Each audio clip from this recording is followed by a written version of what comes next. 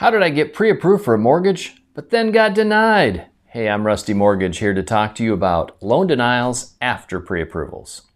If you believe AI-generated searches, then you would know about 1 in 10 pre-approvals end up with a denial. Wow, that's crazy. As a mortgage lender, I'm shocked by that statistic. However, if you dig a little bit deeper, the same source says 7.9% conventional, 13.6 FHA, 13.7 USDA, and let's unpack a little. Why do loans get denied? Well, I can pretty much break that down into 3 categories: collateral issues, change in buyer profile, and human error.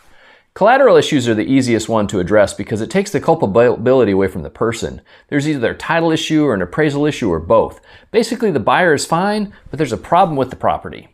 Now, sometimes those things can be fixed, other times they can't. If the appraisal was like used comps that were highly irregular, or the adjustments were big and the risk rating was high, a bank might not want to touch it. Or if there's a title issue with the property, you don't want to buy it anyway.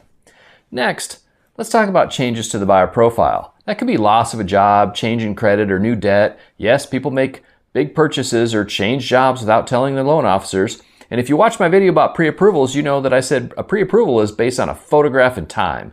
If that picture of your profile isn't accurate anymore, then your pre-approval may not be either. So please understand that changing jobs or taking a new loan doesn't automatically lead to a loan denial.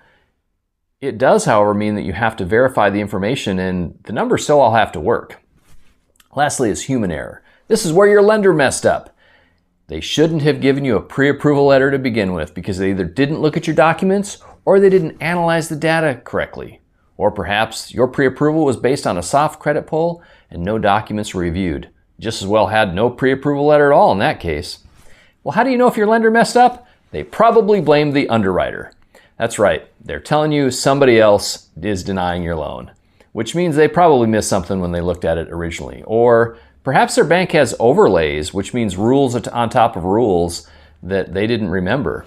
Either way, if you've been denied, it is worth making some calls because another lender might be able to do it. I mean, just because one loan officer or one bank won't do your deal doesn't mean they all won't.